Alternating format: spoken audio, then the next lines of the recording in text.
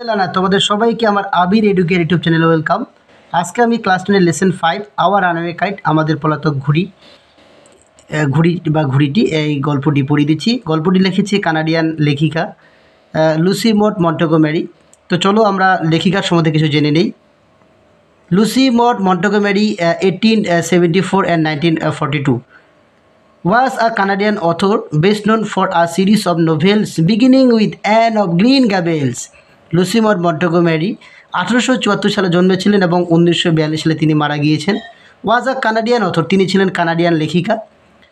উনি বেশি পরিচিত হয়েছেন অ্যান অফ গ্রিন গ্যাবেলস নামে একটি ধারাবাহিক উপন্যাস লেখার জন্য। শি রোড নিউমারাস নোভেল, তিনি অনেকগুলি উপন্যাস লিখেছেন, পোয়েমস কবিতা লিখেছেন, অ্যান্ড শর্ট স্টোরিজ এবং ছোট গল্প লিখেছেন। She was made an officer of the order of the British empire in 1935।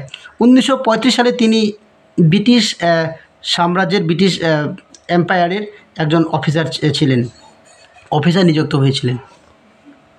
This short stories about a brother and a sister, এই ছোট গল্পটি একজন ভাই এবং বোনকে নিয়ে লেখা। Living on an isolated island, যারা একটি বিচ্ছিন্ন দ্বীপে বসবাস করত, উইথ দেয়ার ফাদার, তাদের বাবার সাথে। Who through a series of incident, অনেক রকম ঘটার ফলে get reunited with their long lost relatives, অনেক রকম ঘটনা ঘটার পর তারা তাদের যে পুরনো আত্মীয় তাদের সাথে আবার তাদের সাথে দেখা হয় বা তাদের সাথে আবার রিইউনাইটেড হয়, পুনরায় মিলিত হয়। এই গল্পে আমরা দেখতে পাবো। ইট ইজ আ টাচিং টেল, এটা হচ্ছে একটি স্পর্শদায়ক গল্প কাহিনী। That underlines the value of relationship, যা আত্মীয়র যে মূল্যবোধ সেটাকে দেখিয়ে দেয়। তো চলো আমরা গল্পটি শুরু করি। Unit 1। Of course there was nobody for us to play with on the big half moon. আমরা প্রথমে আইসোলেটেড যে ল্যান্ডটা, সেই বিচ্ছিন্ন যে দ্বীপটার নাম পেলাম, যেটার নাম হচ্ছে বিগ হাফ মুন। তো লেখিকা বলছে অবশ্যই বিগ হাফ মুনে আমাদের সাথে খেলা করার মতো আর কেউ ছিল না। We just had to make the most of each other, আমাদেরকে একে অপরকে, আমি আর আমার ভাই, আমরা একে অপরকে খেলতাম, একে অপরে সব হাসাহাসি আনন্দ খেলাধুলা সব কিছুই করতাম। অ্যান্ড উই ডিড ইট, আমরা এটা করতাম। We live on the big half moon island, আমরা বিগ হাফ মুন একটা জায়গার নাম, সেই বিচ্ছিন্ন একটা দ্বীপ যা সমুদ্রের মাঝখানে একাই ছিল, সেই দ্বীপে আমরা বাস করতাম। We are father and Claude and I, এখানে উই বলতে বাবা, লেখিকার বাবা, ক্লড হচ্ছে লেখিকার ভাই, অ্যান্ড আই মানে লেখিকা নিজেই, and aunt Esther and Mimi and Dick, এবং লেখিকার পিসি এস্থার এবং তার যে দুই ভাই বোন মিমি অ্যান্ড ডিক, ওনারা এখানে বাস করত। It used to be only father and Claude and I, প্রথম শুধুমাত্র লেখিকার ভাই এবং তার বাবাই সেই বিচ্ছিন্ন দ্বীপে থাকতো। It is all on account of the kite that there are more of us, এটা হচ্ছে সেই ঘুড়িটি, সেই যে ঘুড়ি, এই ঘুড়ির জন্যই আমরা প্রথম দ্বীপে একাই ছিলাম, আমার বাবা, আমি এবং ভাই, আমরা তিনজনই থাকতাম। কিন্তু এই যে ঘুড়িটা, এই ঘুড়ির জন্য আমাদের বাকি আত্মীয়দের সাথে আমাদের দেখা হয় এবং পুনর্মিলিত হয়, এবং আমরা এখানে এখন সবাই মিলে থাকি। This is what I want to tell you about, আর আজকে সেই ঘুড়ির গল্পই আমি তোমাদেরকে বলতে যাচ্ছি। গল্পটা খুব মজাদার একটি গল্প, তোমরা শেষ পর্যন্ত ভিডিওটিকে দেখো, আমি পড়িয়ে দিচ্ছি। Father is the keeper of the big half moon light house. Big half moon light house, এই যে বিচ্ছিন্ন একটা দ্বীপ, সেখানে একটা বিরাট বড় লাইট হাউস ছিল। সেই লাইট হাউসে দেখাশোনা করতো লেখিকার বাবা, মানে চাকরি করতো। আই অ্যাম 11 years old, আমি ছিলাম 11 বছর, আমার বয়স ছিল 11 বছর। ক্লড ইজ 12, আর ক্লড হচ্ছে 12 বছরের। In winter when the harbour is frozen over, শীতকাল যখনই আসতো তখন বন্দরটি তুষারে ঢেকে যেত। We all move over to the mainland, তখন আমরা সমতল ভূমিতে চলে আসতাম, যেহেতু আমাদের একটা বিচ্ছিন্ন দ্বীপ, মানে সমুদ্রের চারিপাশে আমাদের দ্বীপটা, শীতকালে তুষারে ঢেকে যেত, তাই আমরা মেইনল্যান্ডে মানে সমতল ভূমিতে আসতাম সমুদ্র পার করে।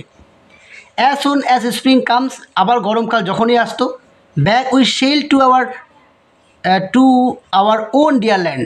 গরমকাল আসার সাথে সাথেই আবার আমাদের সেই প্রিয় যে দ্বীপ, ঠান্ডার যে দ্বীপ বিচ্ছিন্ন, সেই দ্বীপে আমরা চলে যেতাম সমুদ্র পাড়ি দিয়ে জাহাজে করে। The funny part use to be that people always pitied us when the time came for us to return. মজার বিষয় এটা, যখন আমরা শীতকাল শেষ হতো, আমরা শীতকাল শেষ হওয়ার সাথে সাথে যখন আমরা আবার সেই বিচ্ছিন্ন দ্বীপে পাড়ি দিতাম, মেইনল্যান্ড মানে সমতল ভূমির লোকেরা আমাদের প্রতি করুণা করত। They said we must be so lonesome over there. তারা বলতো আমরা সেখানে গিয়ে একাকী হয়ে যাব, আমাদেরকে সেখানে যেতে দিত না। With no other children near us, এমনকি সেখানে অন্য কোনো বাচ্চারা নেই, তাই তারা বলতো যে তোমরা সেখানে যাবে, তোমরা আবার তো সেখানে একা হয়ে যাবে। Of course Claude and I would have like to have someone to play with us. অবশ্য ক্লড আমার যে ভাই এবং আমি চাইতাম আমাদের সাথে কেউ থাকুক, আরও অন্যান্য বাচ্চারা থাকুক, যেন আমরা একসাথে খেলা করতে পারতাম বা খেলা করতে পারি। It is hard to run pirate caves and things like that with only two. দুজনে মিলে পাইরেট ক্যাপস, এটা এক ধরনের গেম। এই পাইরেট কেভস খেলা খুব অসুবিধা, দুজনে মিলে এটা খেলা। It is hard to run pirate, sorry একটু ভুল বলছি, it is hard to run pirate caves. জলদস্যুদের যে গুহা, সেই গুহা দিয়ে দৌড়ে যাওয়া একটু টাফ হতো। And things like that with only two, এবং দুজনে মিলে এটা করা খুব টাফ হতো। But we use to quarrel a good deal with the mainland children in winter. কিন্তু শীতকালে আমরা যখন সমতল ভূমিতে যেতাম, ওখানকার বাচ্চাদের সাথে আমাদের খুব একটা বনিবনা হতো না, আমরা ঝগড়া করতাম। So it was perhaps just as well that there were none of them on the big half moon. আর এই জন্যই হয়তো বিগ হাফ মুন, আমাদের যে সেই দ্বীপে লাইট হাউসে, আর অন্যান্য বাচ্চারা কেউ আসতো না। Claude and I never quarrelled. অবশ্য ক্লড আর আমি কোনোদিনই ঝগড়া করতাম না, করিনি। To be sure father didn't seem to have any relation except us. এটা আমরা বাবার কাছ থেকে শিওর হয়েছিলাম যে আমাদের কি আর অন্য কোনো আত্মীয় নেই, শুধুমাত্র আমরা দুজন ছাড়া, আমার বাবা, আমি আর ক্লড ছাড়া কি আমাদের আর কোনো আত্মীয় নেই, এটা শিওর হওয়ার জন্য, নিশ্চিত করার জন্য। This use to puzzle Claude and me. আমাকে এবং ক্লডকে এটা হতভম্ব করে দিত যে আমাদের কি এই যে লাইট হাউসে আর কোনো অন্য কোনো আত্মীয় নেই যে যারা লাইট হাউসে এসে থাকবে আমাদের সাথে। Everybody on the mainland had relation. সমতল ভূমিতে সবারই আত্মীয় ছিল, সবারই পিসি, সবারই দিদি, অন্যান্য যে আত্মীয়রা হয় তারা আছে, কিন্তু আমাদের কেন নেই, এটা ভেবে আমি এবং ক্লড হতভম্ব হতাম, আমাদের ভালো লাগতো না। হোয়াই হ্যাডন উই, আমাদের কেন কোনো আত্মীয় স্বজন নেই। Was it because we live on an island, আমরা একটা বিচ্ছিন্ন দ্বীপে থাকি, এই জন্যই আমাদের আত্মীয় নেই। We thought it would be so jolly to have an uncle and aunt and some cousin.